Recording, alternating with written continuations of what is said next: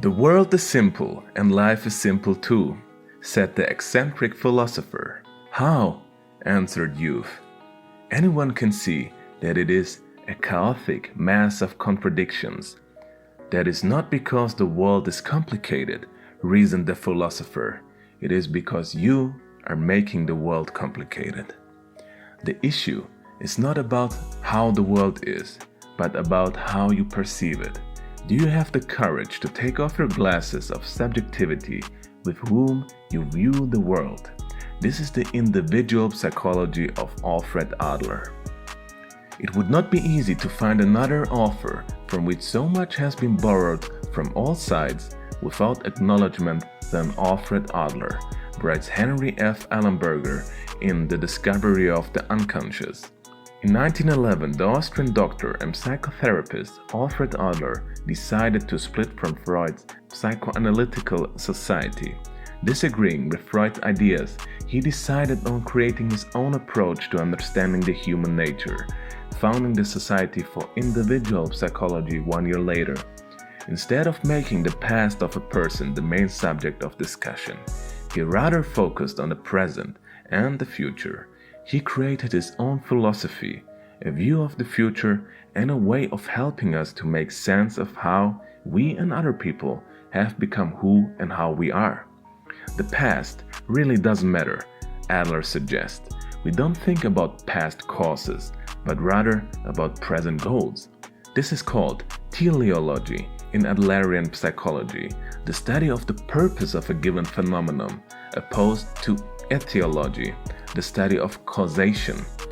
Adler says, "No experience is in itself a cause of our success or failure. We do not suffer from the shock of our experiences, the so-called trauma, but instead we make out of them whatever suits our purpose. We're not determined by our experiences, but the meaning we give them is self-determining." Here is a simple example to illustrate it. You shout at a waiter for accidentally spilling water on you. Etiology would reason that you started shouting because of anger. Anger is the cause of the shouting. Teleology would argue that in order to fulfill the goal of shouting, you created the emotion of anger. The purpose of shouting was to make the waiter submit to you and listen to what you have to say. Anger was just a convenient tool to achieve this purpose. Individual psychology teaches us that we are all goal-directed beings. That is, we move purposefully through life towards goals which attract us. These goals have been set by ourselves, often without our conscious realization. They are perceived as being the best way for us to survive. By that logic, can unhappiness be something you choose? If there is a goal to achieve in which unhappiness can be used as a tool, it sure can be. But so can be happiness. Do you have the courage to be happy? When we try to change, we put our great courage to the test. There is the anxiety generated by changing, and the disappointment attendant to not changing. Most people choose the latter. A first takeaway could be formulated like this: instead of focusing on what happened, let's redirect our attention on how this event was fitted into our narrative of a being which always strives to achieve a certain goal. This takes time, effort, and introspective thinking, and is a strong medicine. That's why Adler was so often talking about having the courage to change. Let's take a person that got depressed in their teen years, for example. Your family just got a new cute little baby, and all the attention is now focused on it. Conveniently, you also broke up with your high school love at that moment, which caused a depressive episode in your life. Or didn't it? Teleology could argue that this bad event that happened to you in the past didn't make you a victim of the circumstances, but it was just a convenient tool to get the attention of your family back to where it belongs, to yourself. Closely connected with personal goals and purpose is the concept of inferiority. Many of our physical and intellectual inferiorities are factual and natural. As children, we feel inferior and are so. However, as we grow up, we lose or should lose the sense of inferiority. As social beings, we tend to hide and cover it up by developing and displaying some form of superiority, which can be achieved in many ways. The concept of overcompensation is one of them. As the word implies, we do too much to compensate our perceived state of inferiority.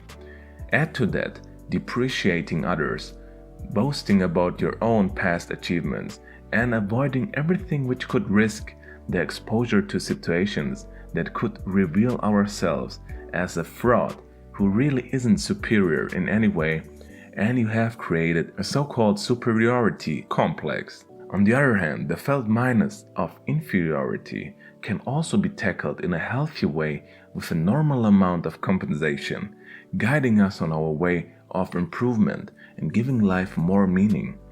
In the book, Understanding Life, an introduction to the psychology of Alfred Adler, the author writes, "The feeling of inferiority is not a disease.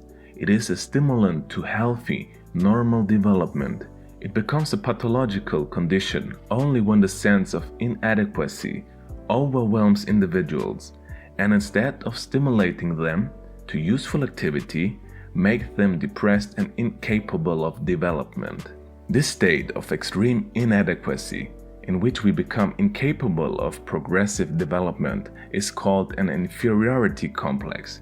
It could be described as an abnormal state of mind made up of complicated groups of emotions and ideas regarding a specific topic that are all intertwined. The feeling of inferiority, in most cases, doesn't stem from true and objective inferiorities, but our subjective interpretation of ourselves and others. In most cases, it's nothing more than arbitrary assumptions. However, there is one good thing about subjectivity. It allows you to make your own choices, so you can turn a perceived inferiority into something beneficial to yourself. But this can be a double-edged sword, as we have seen. It can lead into a superiority or inferiority complex if we try to bend the objective reality too much into the two extremes through our subjectivity. The best way of achieving this is trying to compare yourself only to your ideal self. It is in trying to progress past who one is now that there is value. All human beings are equal, but we are not the same, which makes comparison often more of a joke and something to feed an inferiority or superiority complex off than a valuable and reasonable thing to do to achieve a happy life. This was just a short review of some of the key concepts of Adlerian psychology. To get a great overview of this kind of psychology, and as a great starting point, is the book The Courage to be Disliked by Ichiro Kishimi and Fumitake Koga. Peace! Your ideas are intriguing to me, and I wish to subscribe to your newsletter.